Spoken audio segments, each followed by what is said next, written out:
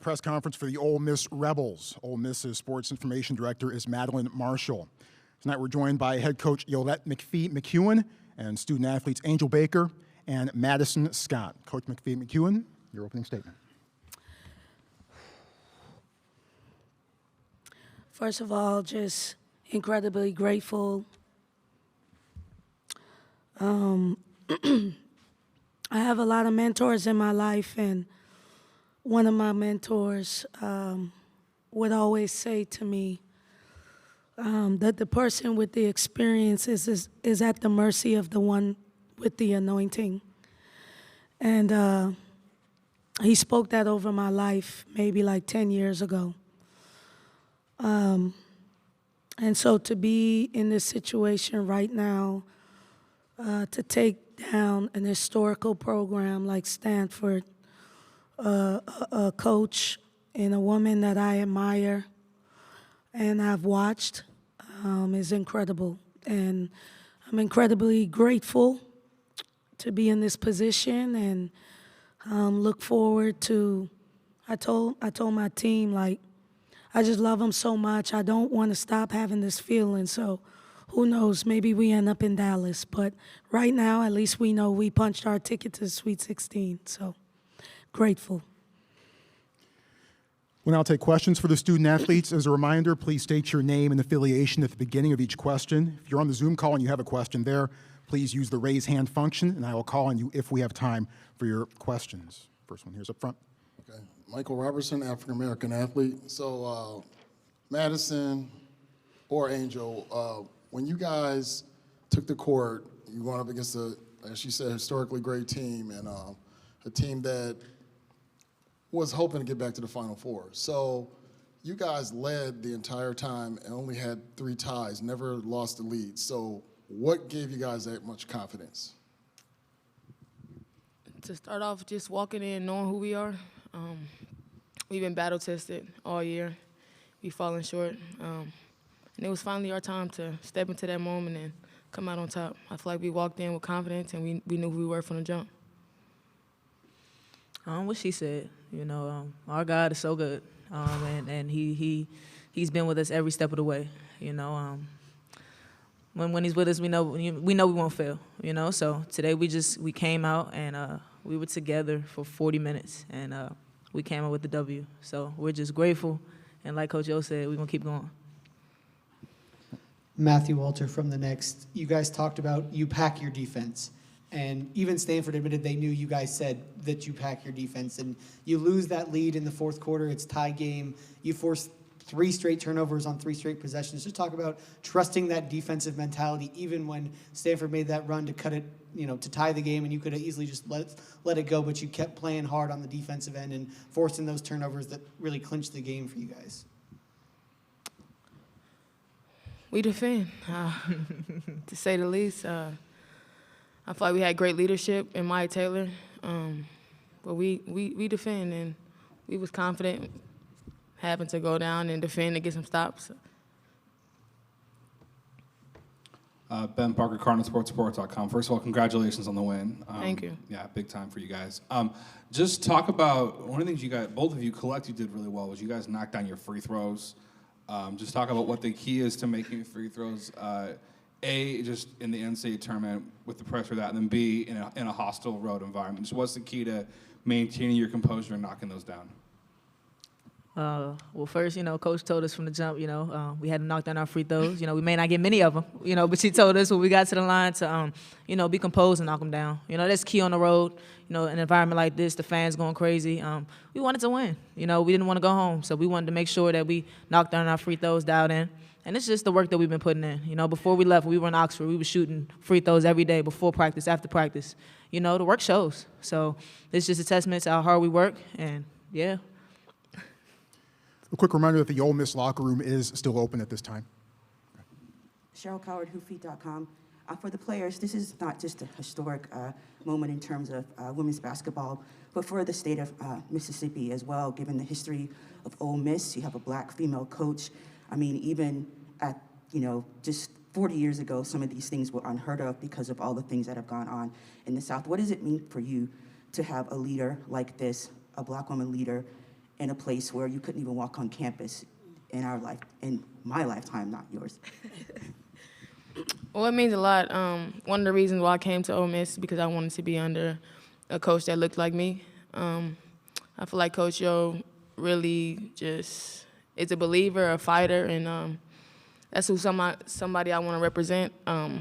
We try our best to resemble her on the court with a lot of passion, just toughness. So it means a lot. I feel like she had done a great job with this program, and I'm proud of you, Coach. Let's take some questions from Zoom. Let's start with David. David, Well. go ahead.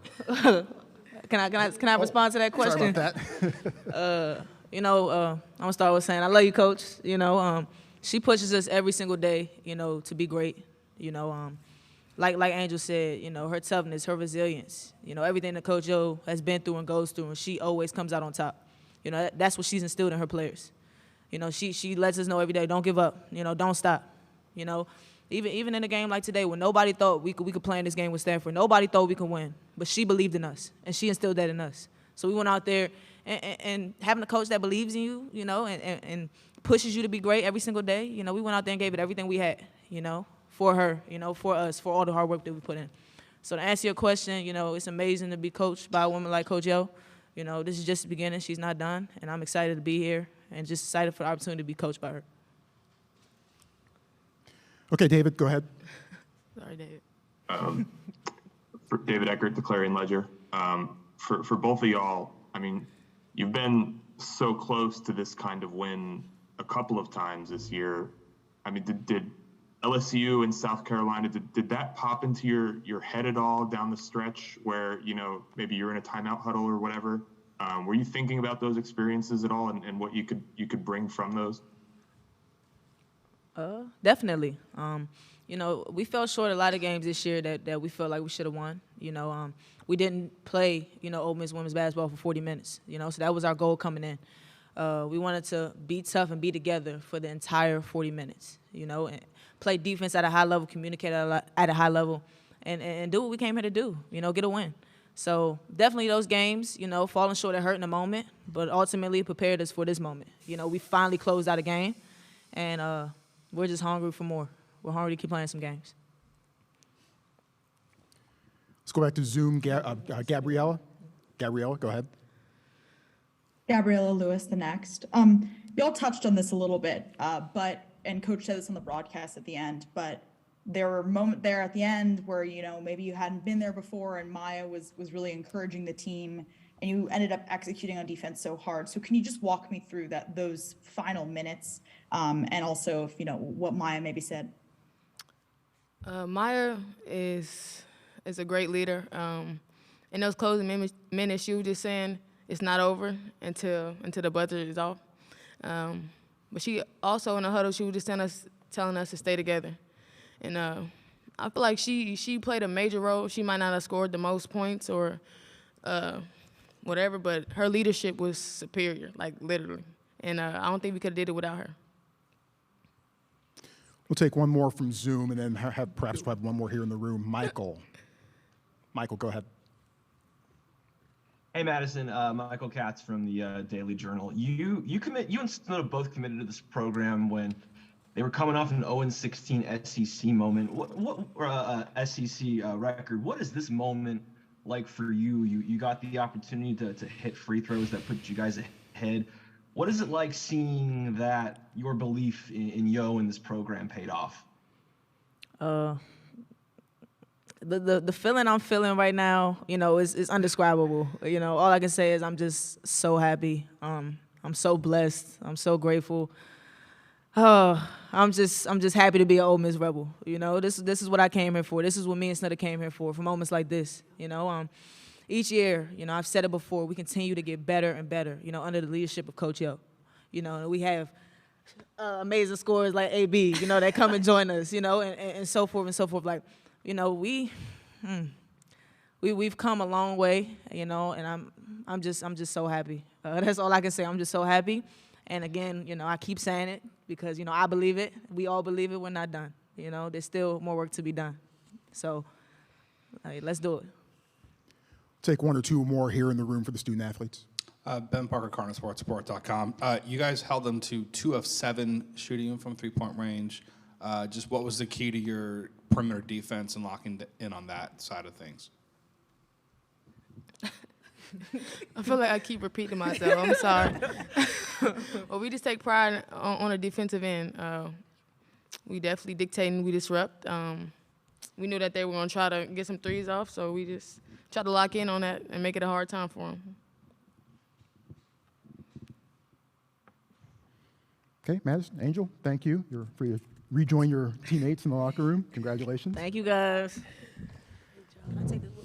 We'll take questions now for Coach McPhee McEwen. As a reminder, please state your name and affiliation at the beginning of each question. If you're on the Zoom call and have a question, please use the raise hand function, and I'll call on you if we have time for your questions. Let's start here up front. Okay, Coach.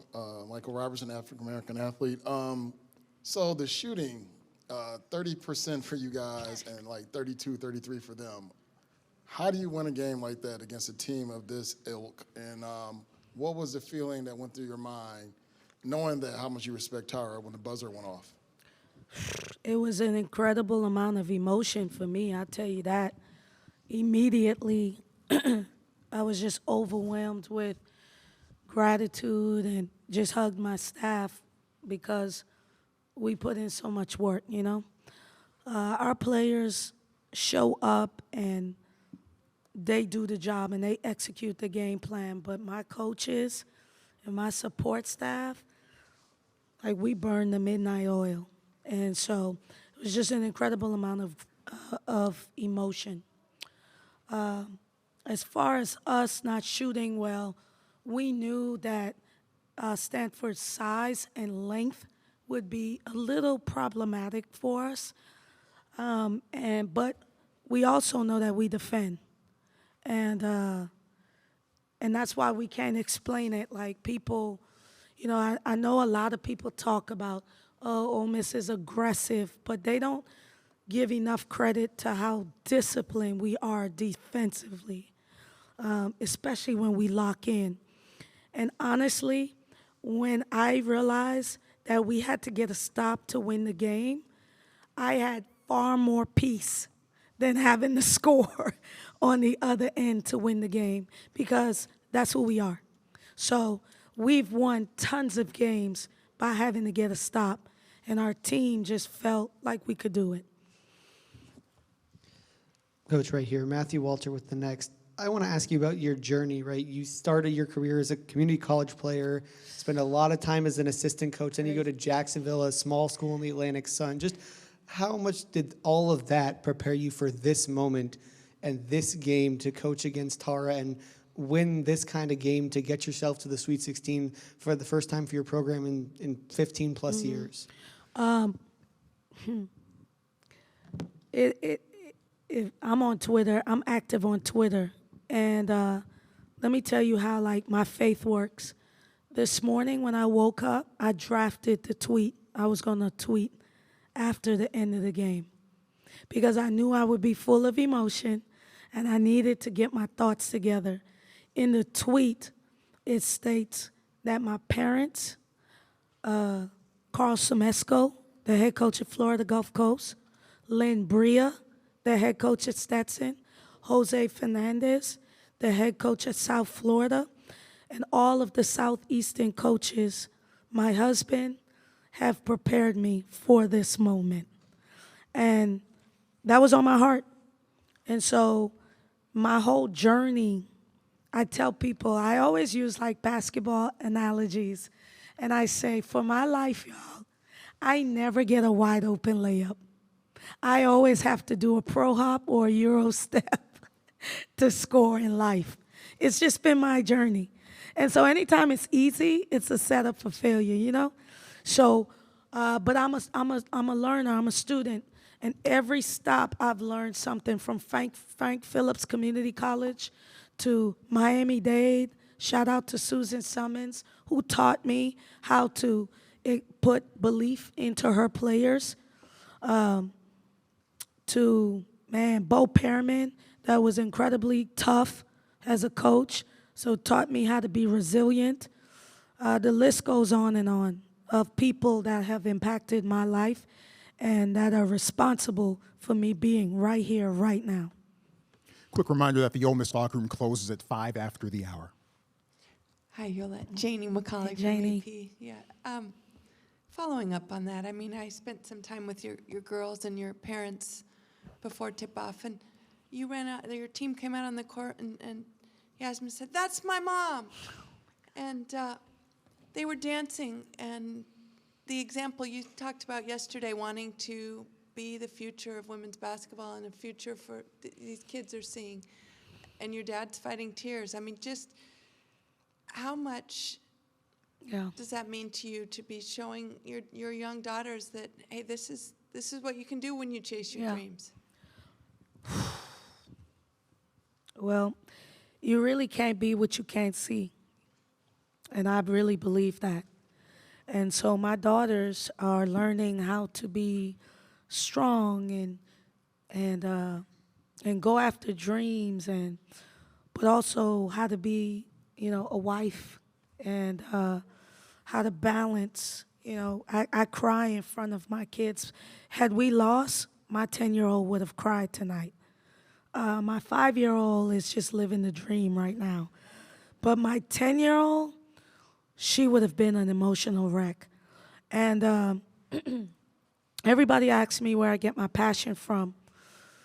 And I'll tell this story over and over again.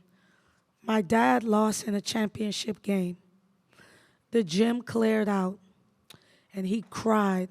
And I was Yasmin's age, my 10-year-old's age. And I remember walking over and crying with him. That's when I learned passion and love for the game. And so my daughter is the same way. And I don't care if she doesn't coach, but what she is learning, what they are learning, is let's normalize women in leadership. They're watching my players. They're seeing Coach Chris, Coach Boyan, Coach P treat me in a respectful manner. I mean, it's just really good society work, you know what I mean?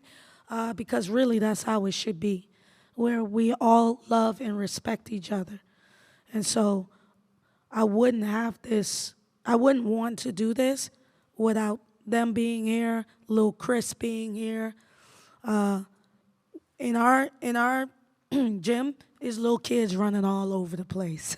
So they're all getting a chance to see us do something special. My dad? Yeah, and then he talked all that smack, talking about he don't cry because he don't lose a lot. But,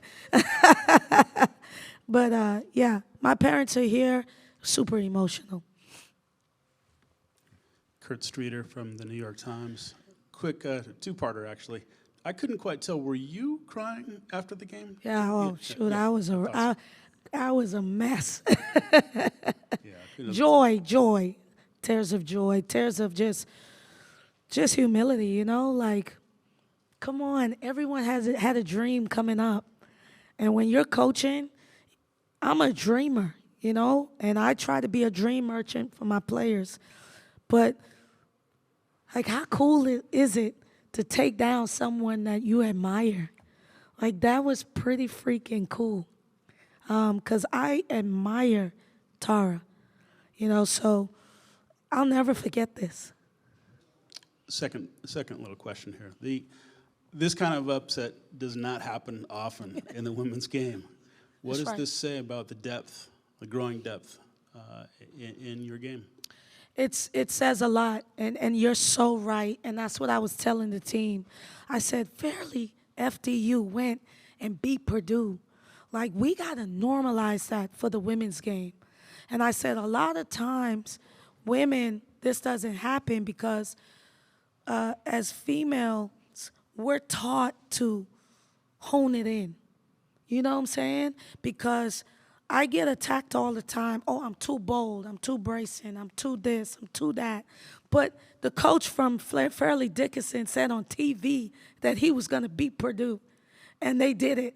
And so we need to normalize women being competitive and having dreams and goals and wanting to win. You get what I'm saying? And so I think this is good for the game. The Southeastern Conference is full of personalities, and we want to fit right into that, So, and I know that one of my staff members asked you what you were doing here, and I'm telling you, we speak things into existence. So I'm looking forward to seeing that right up. Ben Parker, CardinalSportsReport.com. First of all, congratulations. Thank you. I'm very happy to hear your story and everything. Just as a coach, what's the key to keeping obviously this is a huge, monumental win and a lot of emotion and everything, but how do you find a way to find an appropriate place for that emotion, but still keep your team locked in and focused that, hey, we're not done yet, and how do you not get too high from this as you head into Seattle, is my question. Yeah, well, we'll have tomorrow off, and I'm a right now type person because I don't know what's going to happen tomorrow. So we about to party like it's 1999 tonight. And then tomorrow we'll party again. And then we'll all watch Texas and Louisville together to see who we're going to play. And then we'll get right back to work. When we win, we party. And then we let it go. And so I think they deserve that. And honestly, I really felt like if we could get over this hump, beating the number one team. We've faced the number one team in the country and come up short. And I felt like if we could get over this, boy, it's no telling what we can do. So we're going to be ready to roll. We want to keep winning because we know if we lose, we go home. So, I got to get an email together for my kids, send it to their principals, and say, see you when I see you, because we're going to Seattle. We'll take another one here in the room, and then I'm going to try to get a few of these Zoom questions in. So go ahead. I got all night. Cheryl Coward, hoopbeat.com. Congrats, Coach. You may have Thank to you. explain that 1999 reference to your players. They weren't born yet. I talked to the bus drivers that drove you all around all week, the 3 bus drivers. And then Jonquil Jones is on Twitter already dancing. That's my girl. And it seems like everywhere you go, you kind of have these people following behind you, kind of like the Pied Piper of Hamilton. If you know that story. What is it about your personality that attracts people like that, and how is that kind of dovetailed into your coaching style? Well, I think everyone loves a story that they can relate to. I didn't play on Team USA. I didn't play for the great late Pat Summitt. Gino didn't endorse me. You know what I'm saying? Like I really got it out the mud. Y'all, I'm an immigrant. I migrated from the Bahamas and came over here and started at the junior college ranks and worked my way up. You know how I got this job at Ole Miss? I called Ole Miss and said, what are you guys doing? I'm hot. And y'all could get me for cheap. And I'm recruiting my butt off with a $20,000 recruiting budget. Give me yours and watch what I do. So I've always been bold. And I also share my story with a lot of people. Like I'm on social media. Like that's me tweeting. And so people feel like they can be a part of it. And so this is their journey because I let them in. And I think that's what makes it special. And then the Bahamian people, like we just love a lot. Like we're joyful people. Come on, we live on a beach, an island. Like what's to be upset about, And so we're just joyful people and we try to spread it. And then lastly, I'm a Christian, a person of faith. And one of the things that we have a lot of Christians on our team. And so they always challenge me. My Christian mentors tell me, people need to see God through you. And God is love, in my opinion. And my faith says that. So anybody who I touch, I want them to feel love.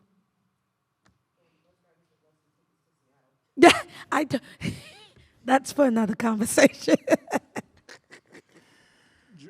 Okay, let me try to get through a few of these Zoom questions. And by the way, a note to our audio folks, I've lost my internet connection. But I do remember, I believe we have John Sokoloff, if we can get him in. Let's go, John. Hey, yo, congrats. You kind of mentioned there the humility kind of deal that you felt right when, everything ended tonight. But I mean, the last 4 years, there's been progress kind of each year with the program from the 0-16 SEC year to now, like you kind of mentioned. But knowing that all that kind of built up, keeping that in mind, what was that moment like right when kind of the buzzer sounded and everything started to at least like set in a little bit? Can you try to kind of encapsulate some of those emotions? I mean, I just cried. 3 seconds left. My team was celebrating. I was looking at them like, lock in, focus. This thing can go anyway. But they just felt it. At the 16-second mark, they was like, it's over. And I was able to keep my composure, and when the buzzer sound, I just cried. Right before the game, I talked to a good friend of mine, and I said, what people don't know about me, y'all, like, I've won big games. Like, I could remember from, like, even being a hooper in high school, winning big games. Beating Carl Semesco, they were the juggernauts. For 7 years, no one had beat Florida Gulf Coast at Florida Gulf Coast until Coach Yo showed up. No one had beat Jamaica in the CBC until my team beat Jamaica. I've won big games, So, and I just kept telling one of my friends, like, I'm due for a big game. And so this was cool. It was super cool. Let's take Adam Brown. Adam, go ahead with your question.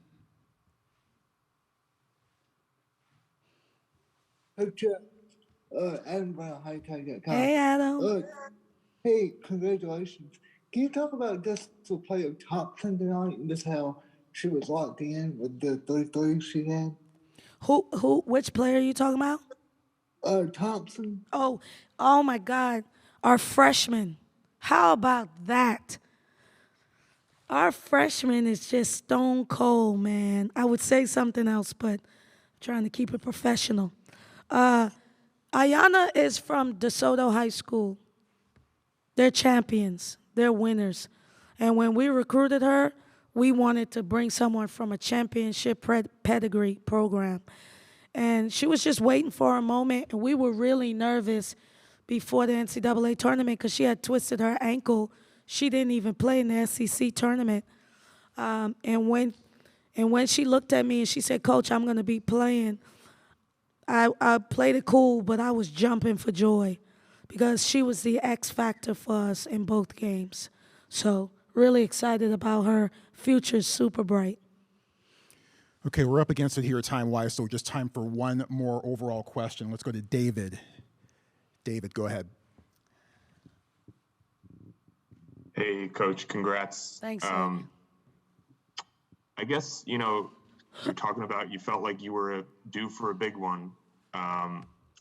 Was there a point where you could kind of identify, you've played outstanding teams this season already before, obviously. Was there a point where you could kind of say, this feels different, this feels like we might get this one while you were on the sidelines tonight? Honestly, I felt that way as we were preparing for Stanford. This is going to sound funny, but like I understand the legacies that Stanford holds. My players, like the games are on so late, they rarely get to see Stanford. So like they weren't intimidated. You get what I'm saying? Like on the Central Time, East Coast, we get to see those teams all the time. And so that there's an intimidating factor when you play a South Carolina, a Tennessee, a LSU. But Stanford's on the West Coast, so like they don't really know how historic this program is. And so I didn't spend any ounce of any time trying to convince them that they could play with Stanford when they just took South Carolina in the overtime. So as they were prepping, they just locked in. They looked at me and they said, Coach, whatever you say, we're going to do. Team 48, man, wild group. Really happy for them. Coach, congratulations. Thank y'all. Safe travels. Thank you all for attending tonight. Transcripts will be available shortly, and thank you for being here with us tonight.